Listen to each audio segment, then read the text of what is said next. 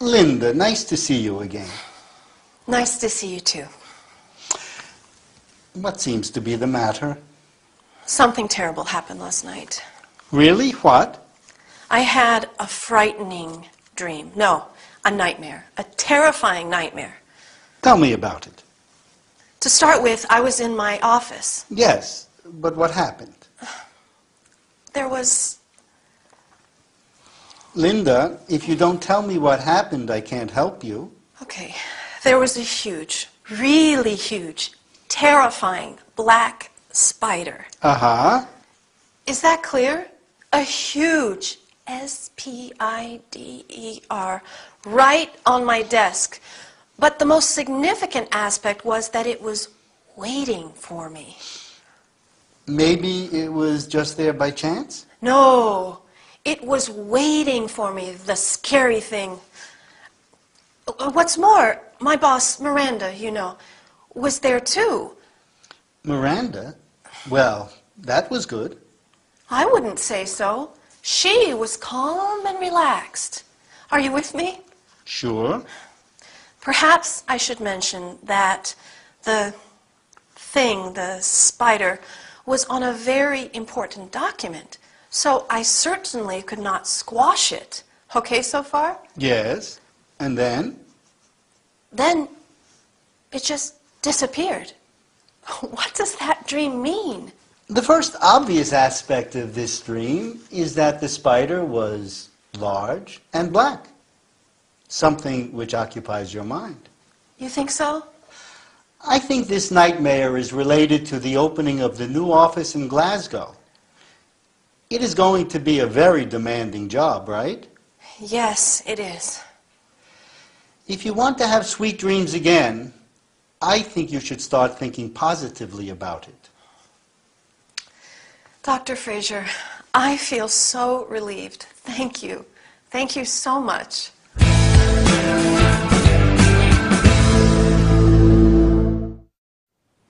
Hi, did you sleep well last night? I hope so, because I did not. And now I feel pretty exhausted.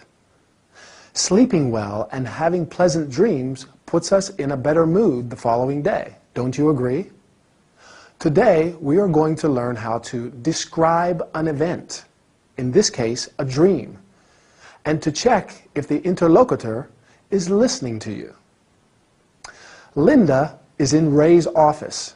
She's there because she had a frightening dream.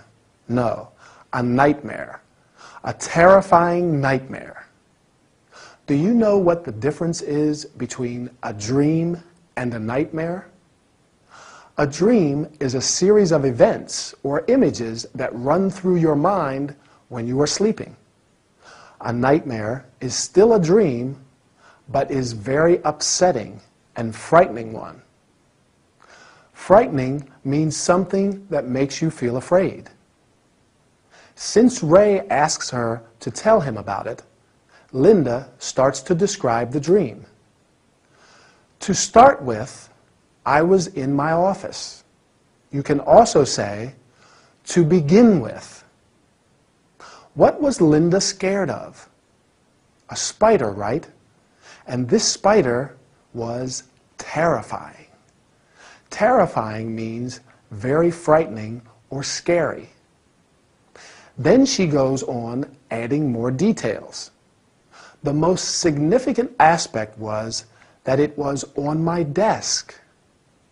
You can also say the most meaningful element or detail was. What's more, remember, Miranda was there too, and she was not scared of the spider. On the contrary, she was calm and relaxed. Then she adds, perhaps I should mention that the thing, the spider was, where was the spider? On a very important document. Definitely not the best place for a spider. Then the spider disappeared. Good on the spider. Instead of then, you can say after that, the spider disappeared.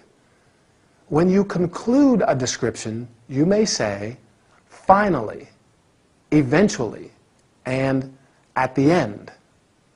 Luckily, Ray has a good piece of advice for Linda. So, finally, she will go back to having sweet dreams again. Notice that during the description of the nightmare, Linda checks if Ray is listening and understanding. First, she says, "Is that clear?" Then, "Are you with me?" And finally, "Okay so far?" I hope it's okay so far.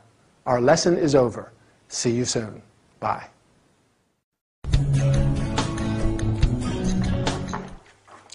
Hey, you still haven't told me about the weekend you had in Bath while I was doing Emily's job. We haven't? No, you haven't. Well, it was wonderful. Yeah? And did you visit the Roman baths? Yes. Did you have a bath? No, of course not. No bath in Bath. No? Adriana's from Argentina. She does not know you can't bathe in the Roman baths. Ah, so no bath. Yes, we had a bath, but in the thermal bath spa.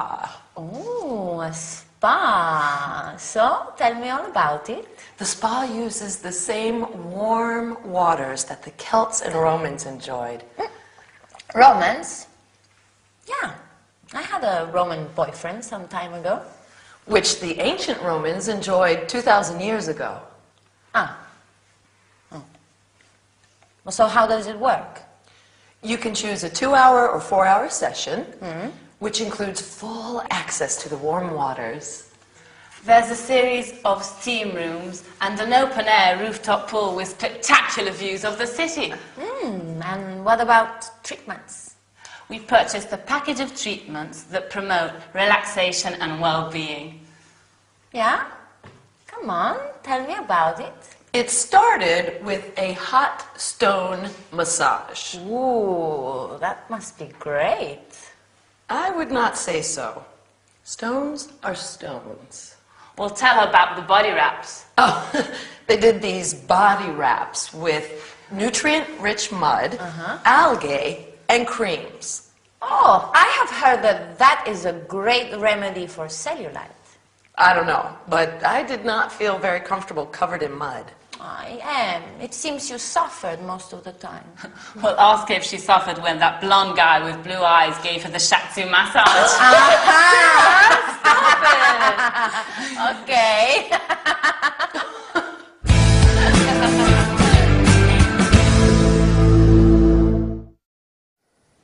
Hi, nice to see you again. Are you feeling tired? Do you need to relax? Well, today we are going to talk about something really pleasant. We are going to learn about terms and verbs related to a spa, including steam rooms, pools, massages, body wraps. Emily and Sarah spent a weekend in Bath, one of England's most beautiful towns to visit, famous for its Roman baths. Adriana was doing Emily's job at the coffee bar and now wants to know all about their weekend. Besides visiting the Roman baths, Sarah and Emily went to the Thermae Bath Spa. A spa is a place or resort with a mineral spring where you can get different kinds of body treatments. The bath spa uses the same warm water that the Celts and Romans enjoyed 2,000 years ago. Warm means at a comfortably high temperature. Along with warm water, there is a series of, what? Do you remember? Right, steam rooms. Steam rooms are rooms that can be filled with steam, in which people have saunas. There is also an open-air rooftop pool. That is a small pool on a rooftop. Great, don't you think? Sarah and Emily purchased a package of treatments. A package means an all-inclusive offer of different facilities or treatments. What do the treatments promote? Good. Relaxation, and well-being.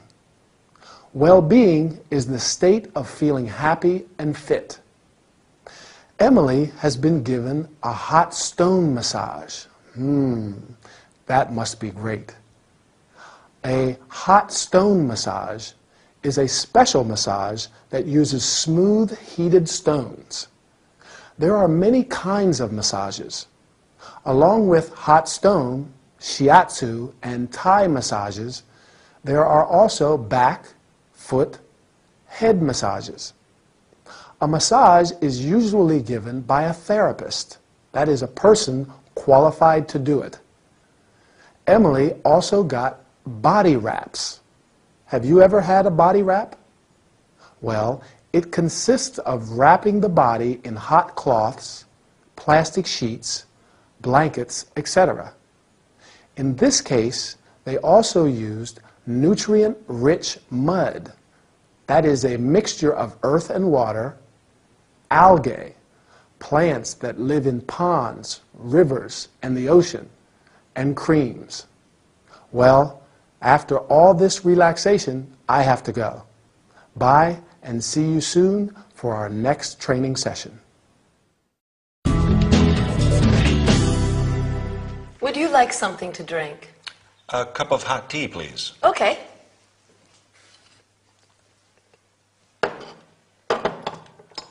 I've just returned from New York.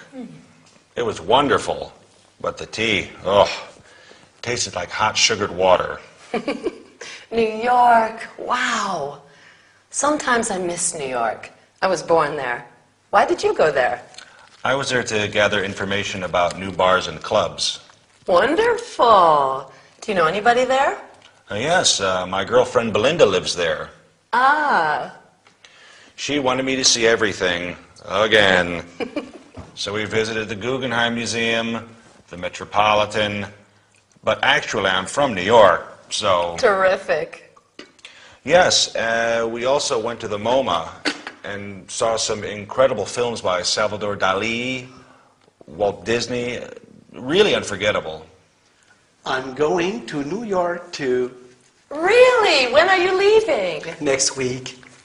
Are you going to stay there for long? 2 weeks. Where are you going to stay? In a hotel near Washington Square at the Greenwich Village. What are you planning to do? What a question.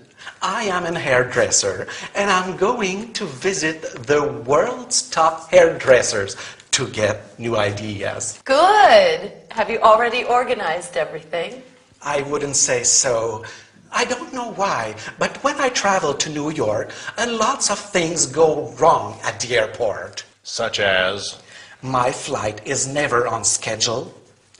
The gate number is always wrong. My boarding pass is not valid.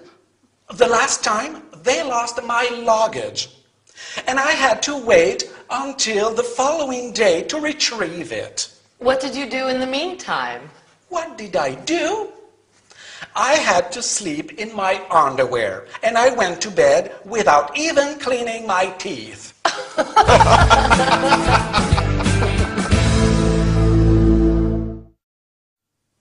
Hi, ready for a wonderful workout? Let me think. Have I got everything? I hope so, because today we are going to New York. We are going to learn how to ask about traveling plans, some terms related to airport situations. Frankie DJ and Mr. Little are at Emily's coffee bar. Frankie has just returned from New York, and Emily wants to know everything about his experience. She asks, "Why did you go there?" Frankie was there to gather information about, can you remember? Right, about new bars and clubs.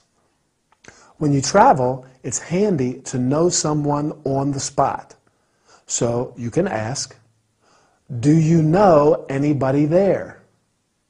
Belinda, Frankie's girlfriend, lives there, and together they visited the most important museums.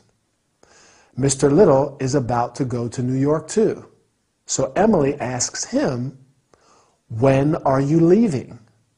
You can also say, when are you going there? Then she asks, are you going to stay there for long? You can also say, how long are you staying there? When you go somewhere, you need to find accommodation. That is, a place to stay. So you can ask, where are you going to stay? You may stay in a hotel, like Mr. Little, or in a B&B, bed and breakfast, a hostel, and so on. Finally, Emily wants to know what he is going to do there. What are you planning to do? As to be expected, Mr. Little will visit the world's top hairdressers. It seems he's got everything arranged, right? But he says he's always got some kind of problem at the airport. Can you remember what? His flight is never on schedule. On schedule means on time. So if it's not on schedule, it's early or late. The gate number is always wrong. The gate is where travelers board their aircraft. When you are at the airport, you hear announcements like this. All passengers leaving on flight G478, please proceed to gate 45. Then, once Mr. Little's boarding pass wasn't valid. The boarding pass, or boarding card, is a card that a passenger must have to board an aircraft. Finally, poor Mr. Little lost his luggage. Luggage refers to the suitcases, bags, etc., containing the possessions you take with you when you are traveling. Consequently, Mr. Little had to sleep in his underwear and could not even clean his teeth. By no means a pleasant situation, don't you agree? Well, time to go. See you next time for another workout together. Bye. Here's your drink, Thanks. and here's yours. Thank you. How much is that? No problem. That's on the house. Well, thank you then. I'm in a festive mood today. Great. We should be in a festive mood every day. I agree. In a few weeks, I am leaving for Australia. Wow. And I'd like to give a party before leaving. A party? Yes. I'm thinking of something special. What about a fancy dress party? That is a terrific idea. The theme could be pirates. Maybe Mr. Little, John, can help us with the costumes and makeup. Great idea. I would like to decorate the bar with banners and balloons. Sure. I know a place where they sell lots of party stuff. They can even personalize decorations. Fine. Frankie, maybe you could take care of the music? The music? Oh, sure. That's what Frankie's here for. You should decide where to place your musical equipment. I'd like the guests to have plenty of room to dance. Let me handle this. We could have an unforgettable celebration. We could even have a parade around the block. What do you think? A parade? Why not? Let's practice it now.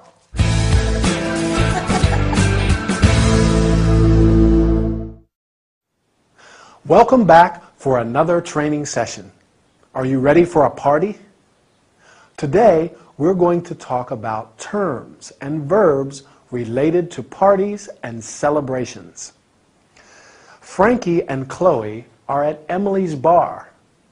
The drinks today are on the house. When something is on the house, it is offered by a business, so you don't need to pay for it. How is Emily's mood today? Festive, right?